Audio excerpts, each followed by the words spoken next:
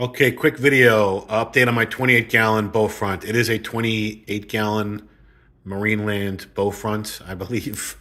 Um, anyway, I wish I had a side-by-side comparison from the video I took a week or two ago because look at the plants now. They're like ridiculous. The Amazon sword is basically touching the top of the water. I've now got one, two, three, four, five. Red tiger lotus, lily pad leaves floating at the top, and a sixth one coming out in the middle.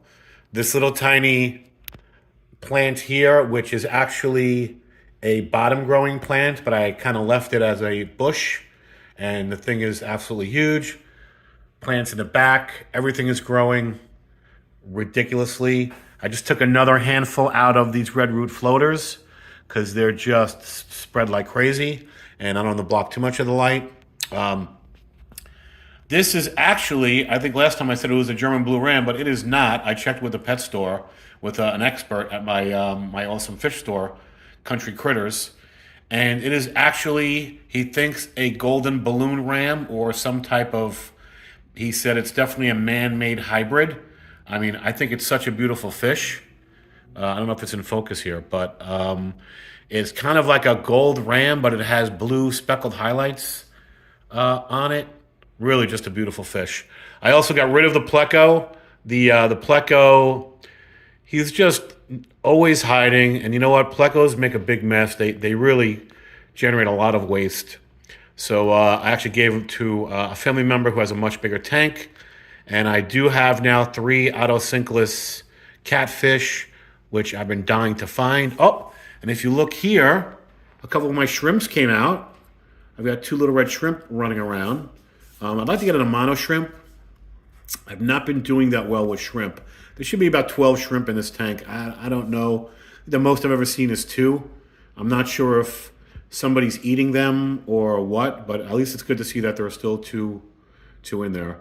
The snails, one snail did get out, dried up. I still have 3. So now I do have a secure cover on the back of the tank. Let's zoom up here.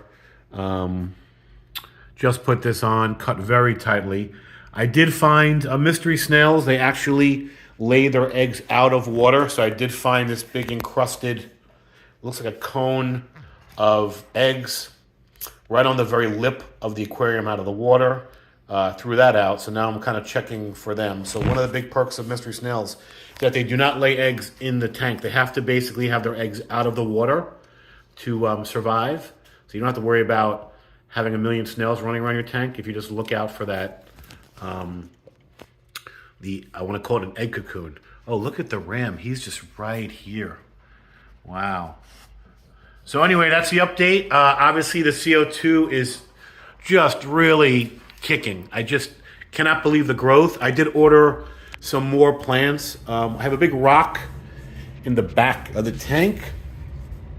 That was kind of like a snail shelter, but now I want to take this out because the Amazon sword is really growing like crazy. I ordered more of this red plant. I ordered some other Anubias that are coming so that I could put some Anubias in the front. And I do have a little betta tank that I set up, and I'm going to try to put an Anubias in there. I put some of the cuttings from this tank into that tank. Anyway, that's my update. I highly recommend, if you don't do CO2 injection, go on Amazon, buy one of these new CO2 systems.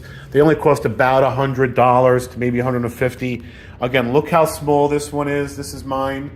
It's a Clscea from Amazon. It uses baking soda and citric acid. It lasts for easily 2 weeks on this tank at a little over 1 bubble a second, which is perfect. If you see, my CO2 meter is perfectly green. And just the plant growth is really phenomenal. I do add Leafzone once a week. Here's some of my chemicals.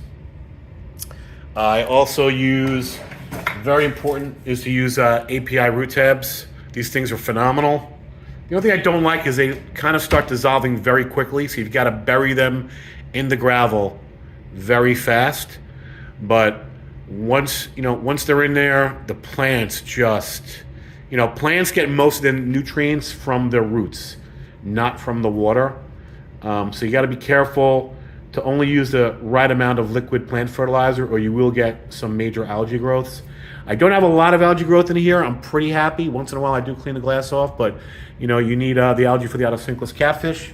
There's one in the back floating around. Oh, he just was on the leaf, but I think he just jumped off. But I think those are gonna clear up most of my algae over the next few weeks. And I do add API algae fix maybe once every 2 weeks, just to kind of keep the algae at bay. I think when I get a little heavier planted, that should take care of itself. Anyway, that's my latest update. Talk to you guys soon.